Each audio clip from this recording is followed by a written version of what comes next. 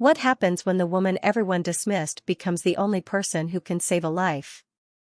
For Violet Chen, a 29-year-old zookeeper whose family had written her off as their greatest embarrassment, Thursday morning was supposed to be routine. Another shift feeding animals that most people only saw through glass, another day being invisible in a career her parents called playing with pets. But invisibility takes on new meaning when a 400-pound Siberian tiger named Sasha stops eating, stops moving, stops responding to anyone who approaches her enclosure. When every expert in the country says the tiger is beyond saving, that she's too traumatized, too aggressive, too broken. In the 72 hours that followed, Violet would do what veterinarians, animal behaviorists, and zoo directors said was impossible. She would reach a tiger that had attacked 3 handlers and injured 2 vets. She would sit in an enclosure with an apex predator and convince her that survival was worth the fight. She would risk everything, her safety, her career, her life, to prove that connection wasn't about credentials or prestige. It was about seeing the wounded and refusing to look away. And when the cameras captured the moment Sasha finally ate from Violet's hand, when the footage went viral and made international news, when her parents saw their failure daughter on every screen in the country, everything changed. Hello everyone. Before we start, make sure to like and subscribe to the channel, like the video, and share with loved ones, and tell me in the comments where you're watching from and what time it is there. That way, YouTube will keep showing you stories just like this one. Now, let's begin. The weight of being dismissed was something Violet Chen had learned to carry like a second skin. In her tiny apartment 3 blocks from the Riverside City Zoo, surrounded by veterinary textbooks she'd collected from thrift stores and photos of animals she'd helped rehabilitate, she'd perfected the art of being underestimated. It was a survival skill learned from a family that measured worth in prestige and salary, in titles that impressed strangers and careers that looked good on holiday cards. Violet's chosen path looked good to no one.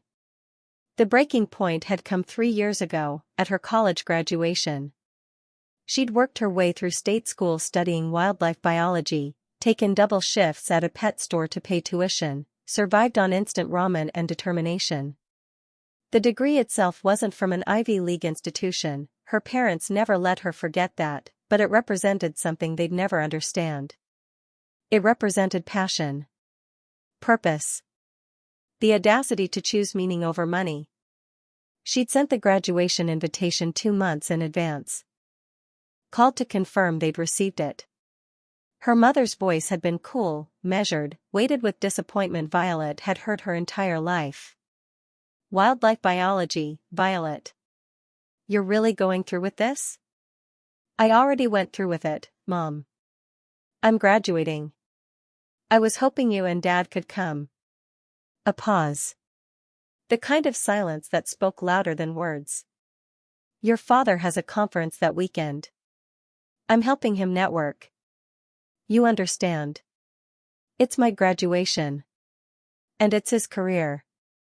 The career that paid for your education, even if you chose to waste it studying animals. Her mother's tone sharpened. Your sister graduated from Columbia Law, Violet. Your brother is finishing his residency at Johns Hopkins.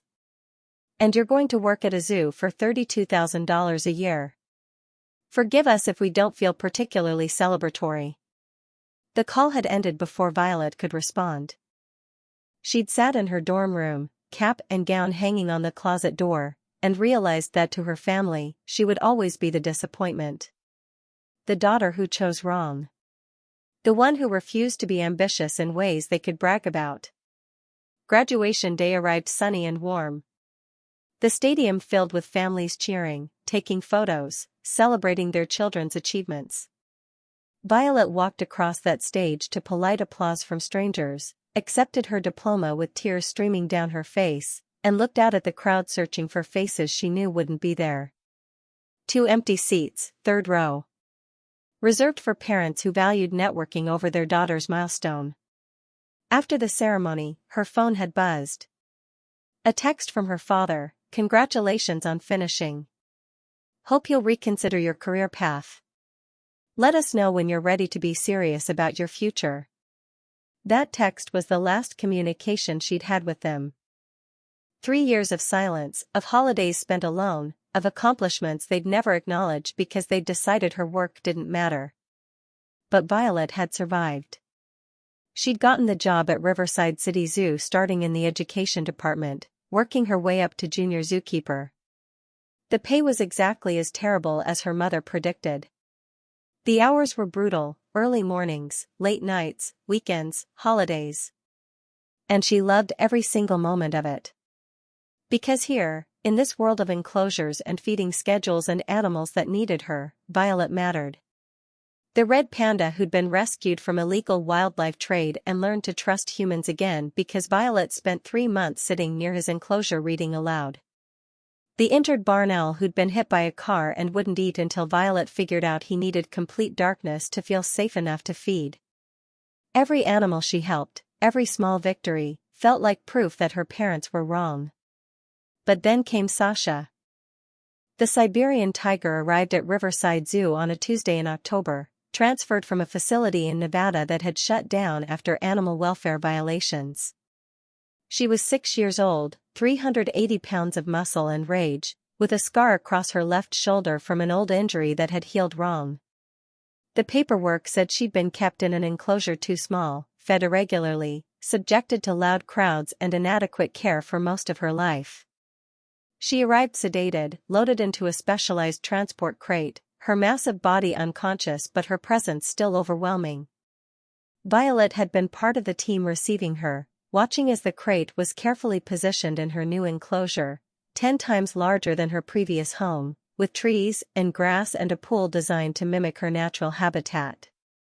When Sasha woke, she'd paced the perimeter for 3 hours. Then she'd attacked the viewing glass so violently the shatterproof surface had cracked. Then she'd retreated to the farthest corner and refused to move. For 2 weeks, the zoo staff tried everything. Feeding schedules adjusted, enrichment toys provided, the enclosure modified for maximum privacy. Sasha wouldn't eat. Wouldn't engage. Would only emerge from her corner to attack anyone who entered her space. She'd injured handler Martinez so badly he needed 18 stitches. She'd charged Dr. Patterson, the head veterinarian, who'd barely escaped through the safety gate. She'd become, in the words of the zoo director, an extremely expensive liability we can't safely maintain. They were discussing euthanasia when Violet asked for one chance. Absolutely not.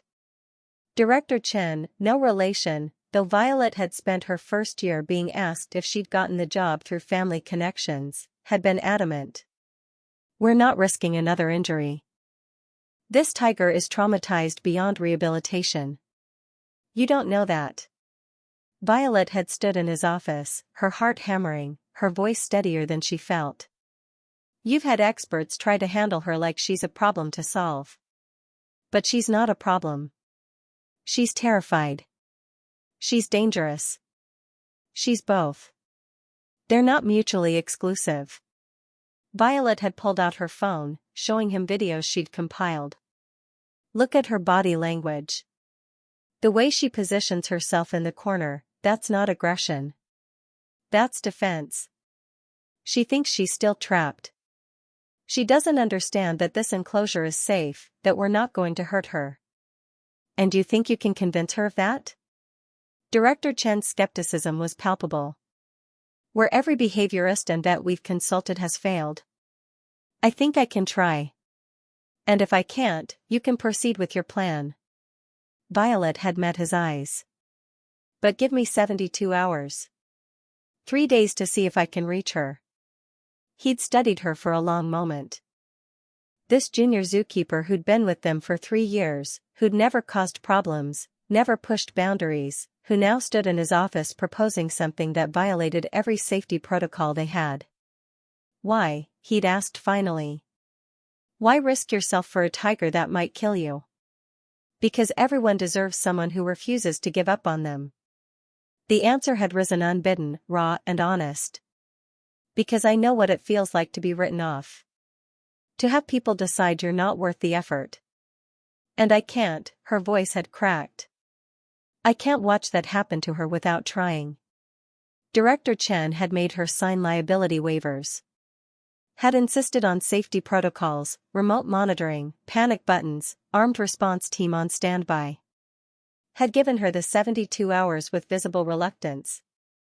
And now, Thursday morning at 6 a.m., Violet stood outside Sasha's enclosure with a small cooler of food and a plan that everyone said would fail.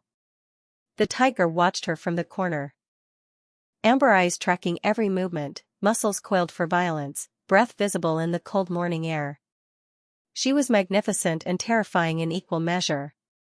A creature built for power who'd learned that power meant survival. Violet opened the enclosure door slowly. The safety gate remained between them, a barrier that would close automatically if Sasha charged. She stepped into the space, close enough to be present, far enough to not trigger an attack. Then she sat down on the ground. Not approaching. Not demanding. Just sitting.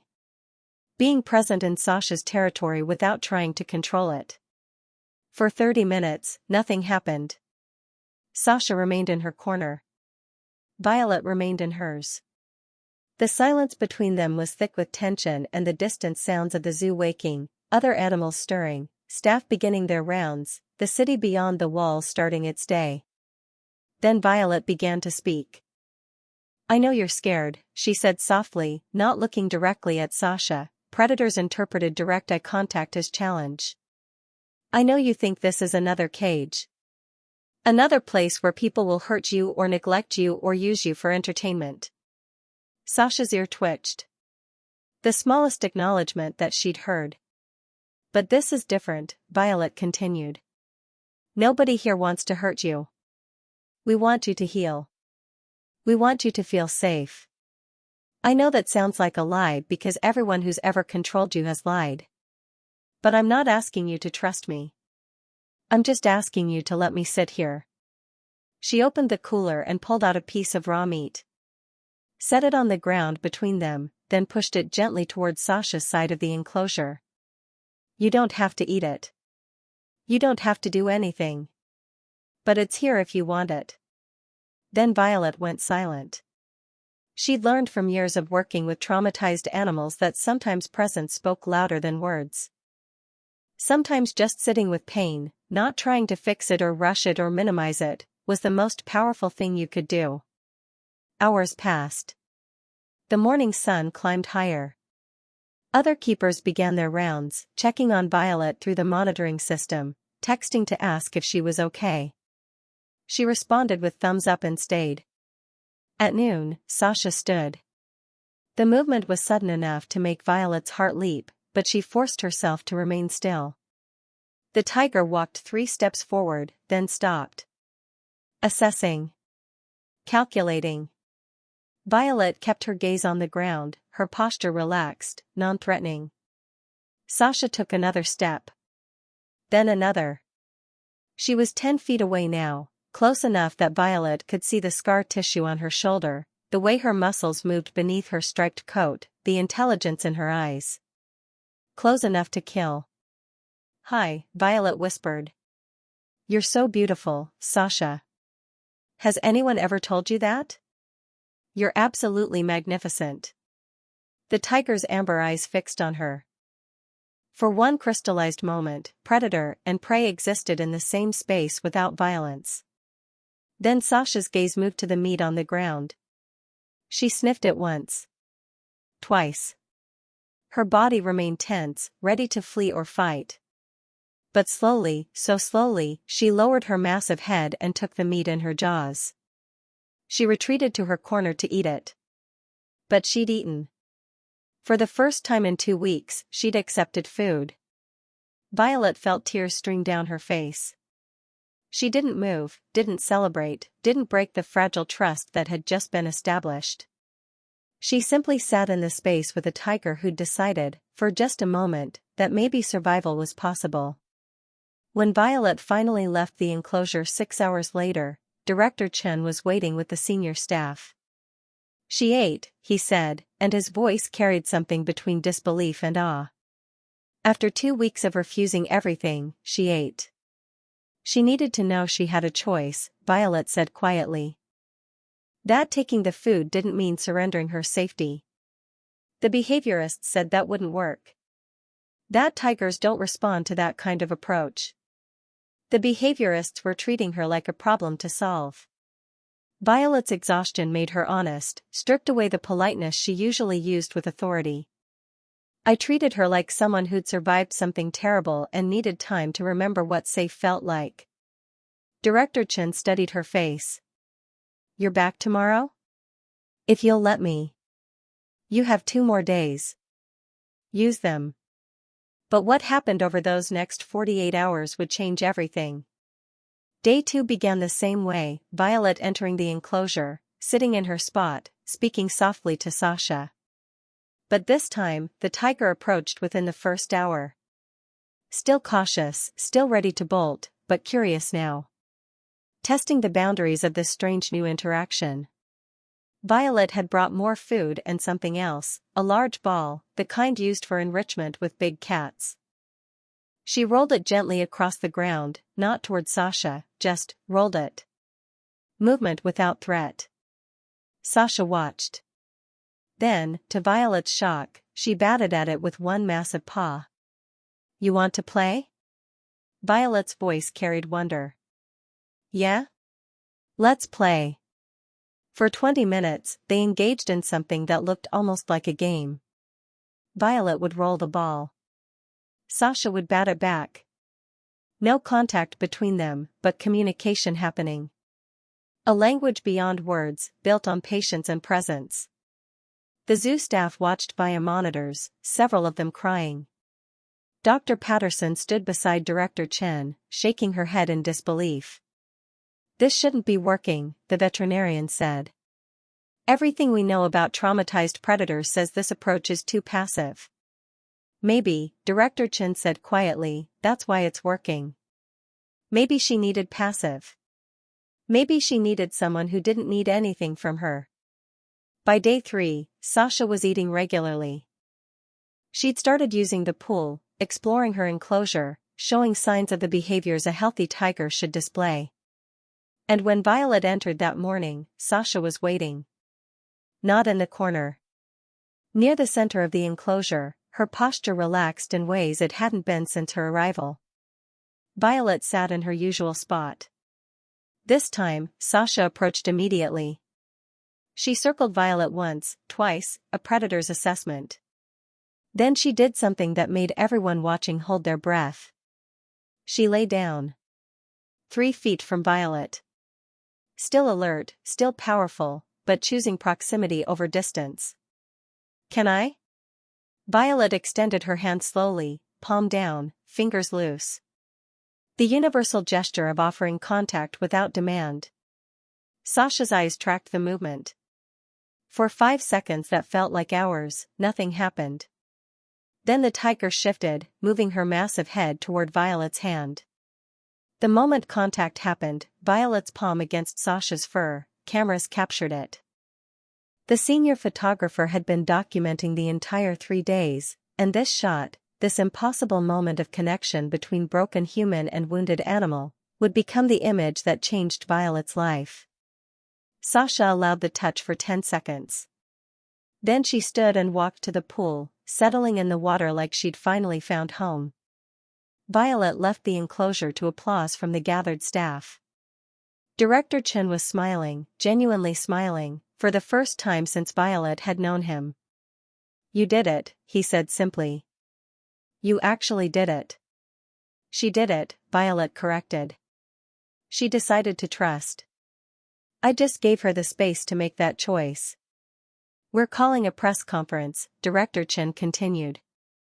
This story, what you've accomplished, people need to know. The zoo needs this positive coverage, and you deserve the recognition. I don't need recognition. I just needed her to be okay. But the recognition came anyway. The press conference happened 2 days later. Violet stood beside Director Chen, uncomfortable in dress clothes instead of her usual work uniform, while reporters asked questions and cameras flashed. How did you know this approach would work? I didn't know. I just knew I had to try. What made you think you could succeed where experts failed? I don't think I'm smarter than the experts. I think I understood what she needed because I've needed it too. To be seen.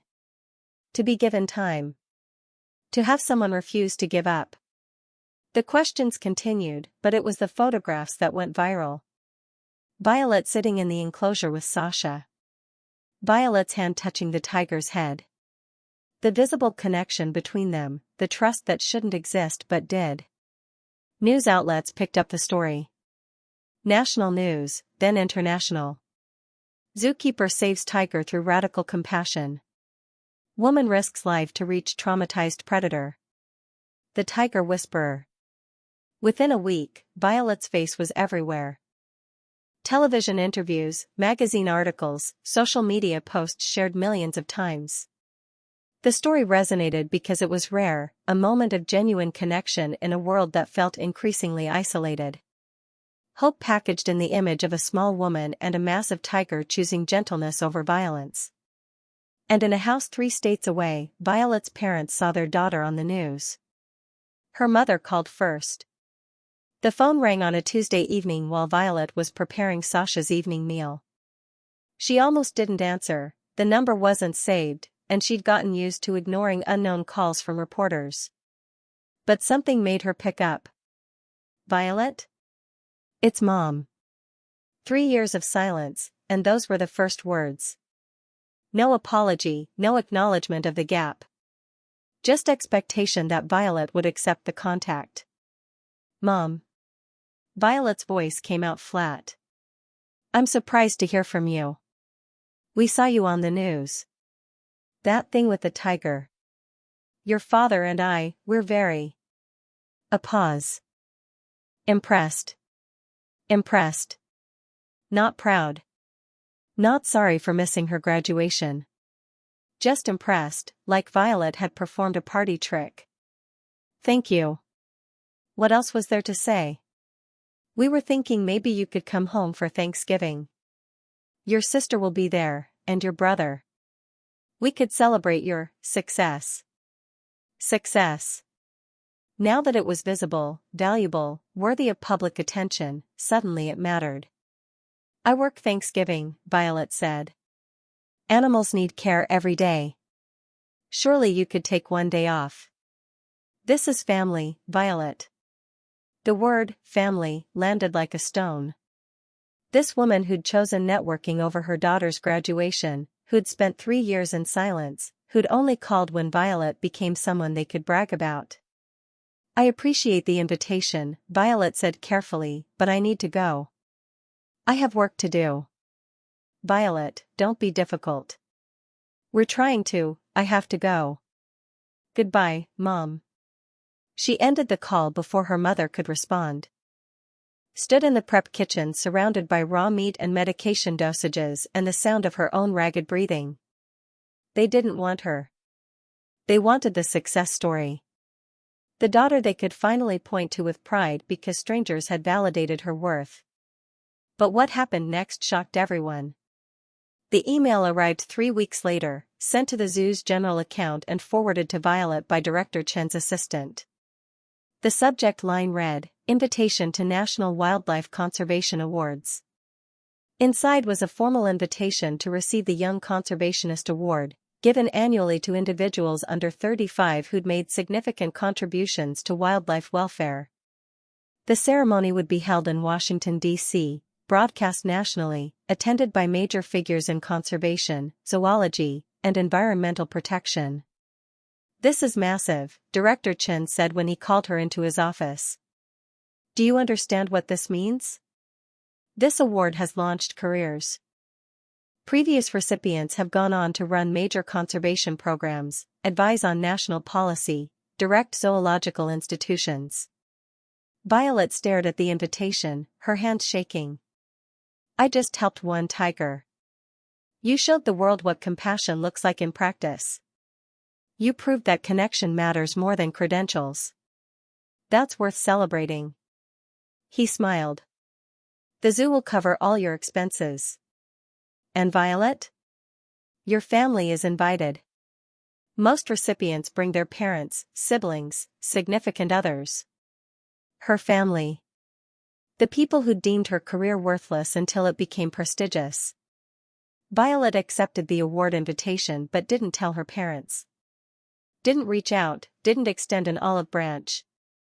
If they wanted to be part of her life, they could do it on terms that respected who she'd always been, not just who she'd become in public eyes. The ceremony was scheduled for early December. Violet flew to D.C.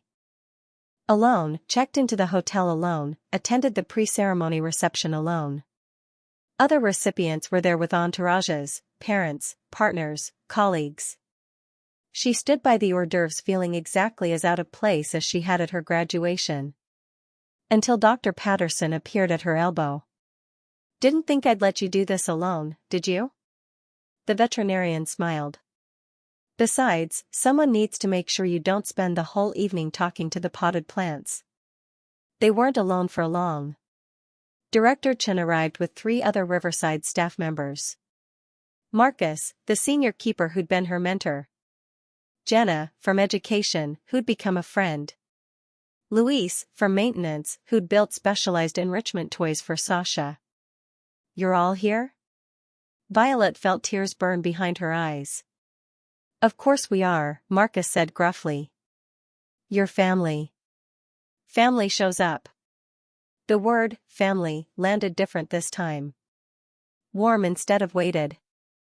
These people, who'd worked beside her and believed in her and supported her impossible plan, they'd chosen to be here. The ceremony began with speeches from conservation leaders, video presentations of the year's achievements, tributes to those who'd dedicated their lives to protecting wildlife. Then came the awards.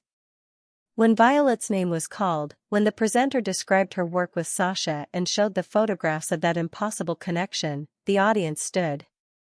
1,000 people applauding a junior zookeeper who'd refused to give up. Violet walked to the stage on legs that barely supported her. Accepted the crystal award that felt too heavy, too important. Faced the microphone and the cameras and the room full of people who'd achieved things she could only dream of. And she told the truth. 3 years ago, I graduated with a degree in wildlife biology.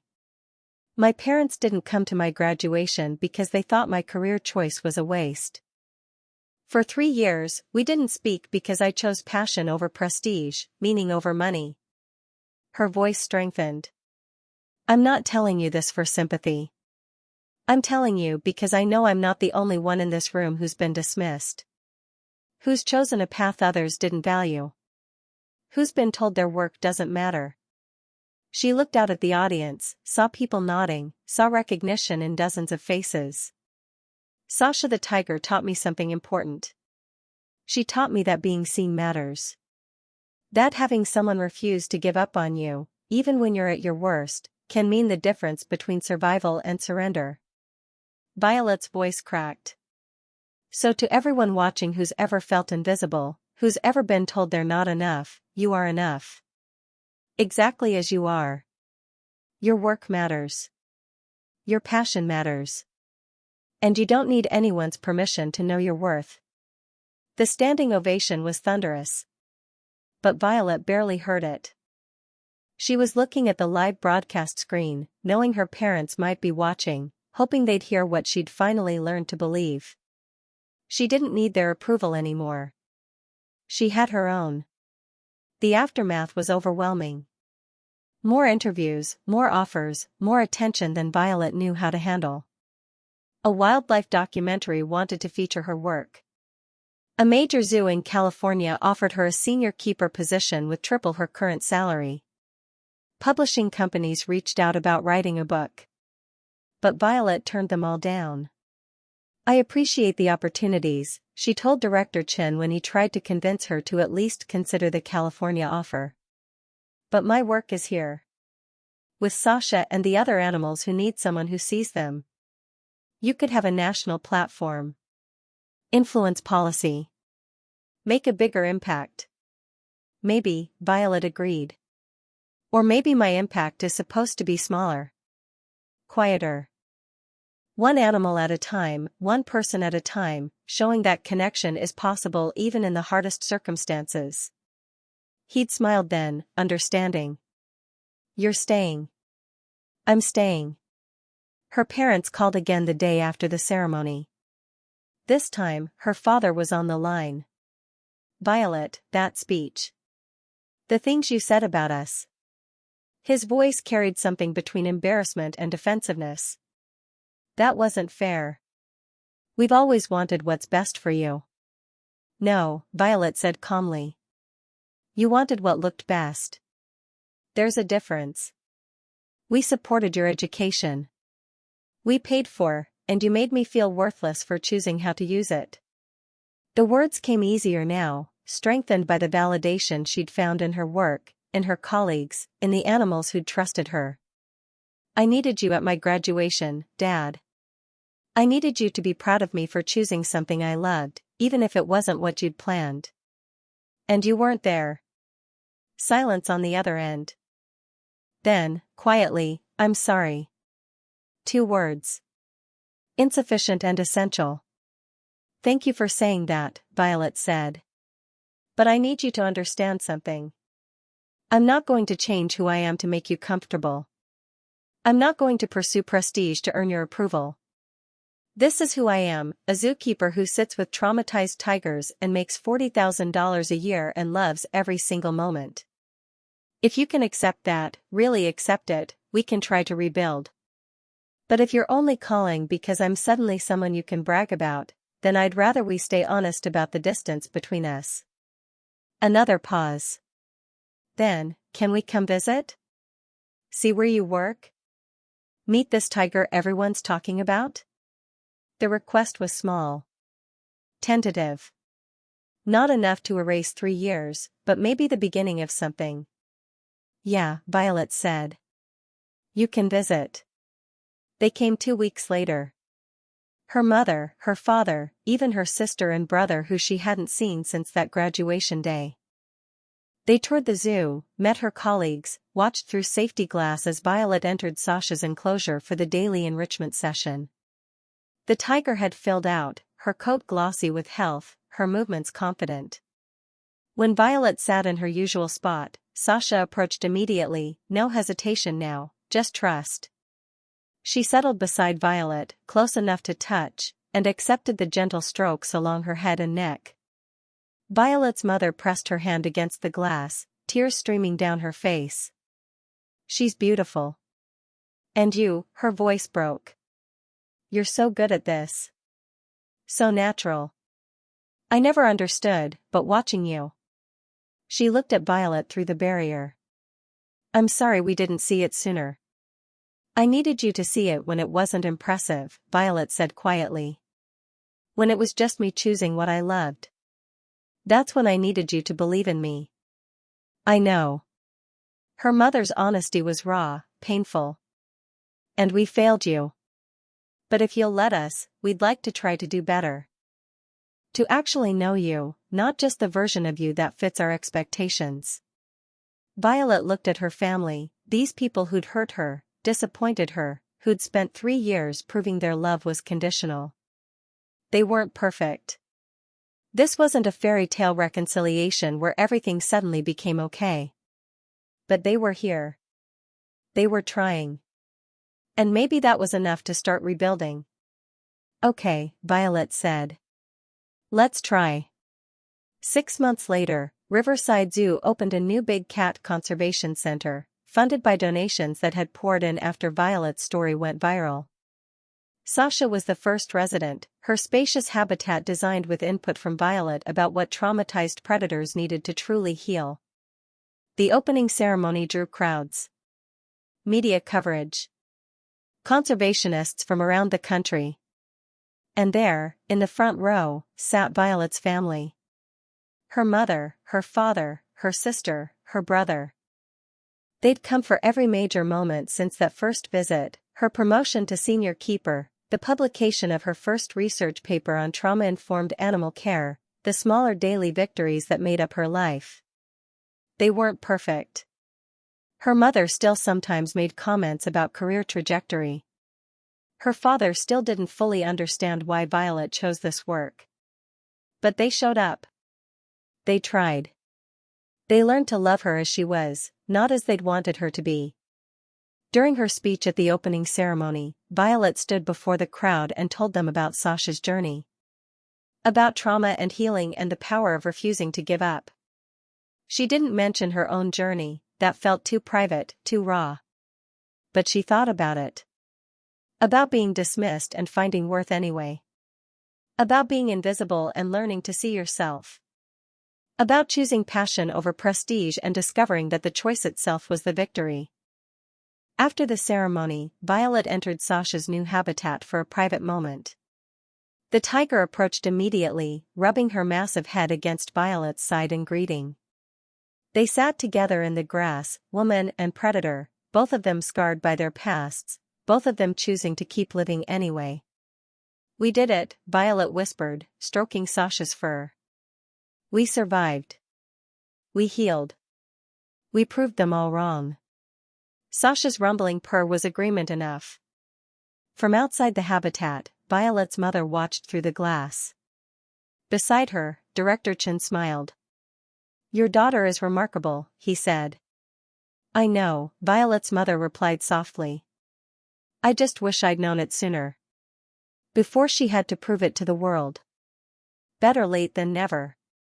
Maybe." She pressed her hand against the glass, watching Violet laugh as Sasha playfully batted at her. But she shouldn't have had to be extraordinary to be seen.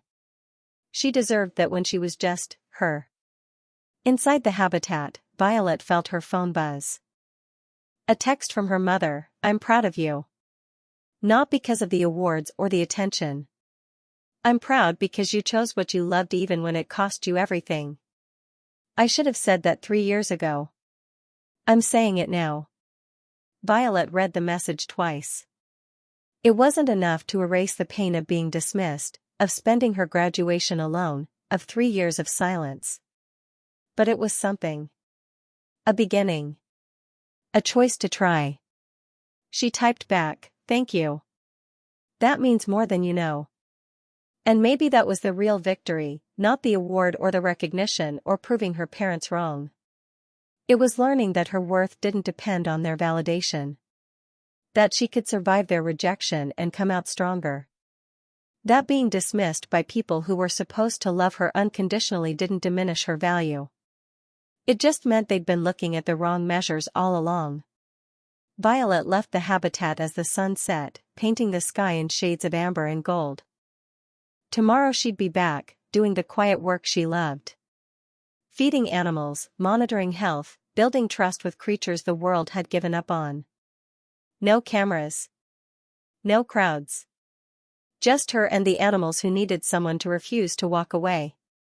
And that, Violet had learned, was more than enough. It was everything. Because being extraordinary wasn't about impressing others. It was about choosing what you loved, even when it looked like nothing. Even when it cost you everything. Even when the only person who believed in you was the one looking back from the mirror. She'd been dismissed as a failure, written off as a disappointment, told her work didn't matter. And she'd proven that the only opinion that truly mattered was her own. The woman everyone underestimated had become exactly who she was meant to be. Not despite the rejection, but because of what she'd learned from surviving it. That was the real story. The one that would never make headlines but mattered more than any award. The story of a woman who chose herself, even when no one else did. And discovered that was the bravest choice of all.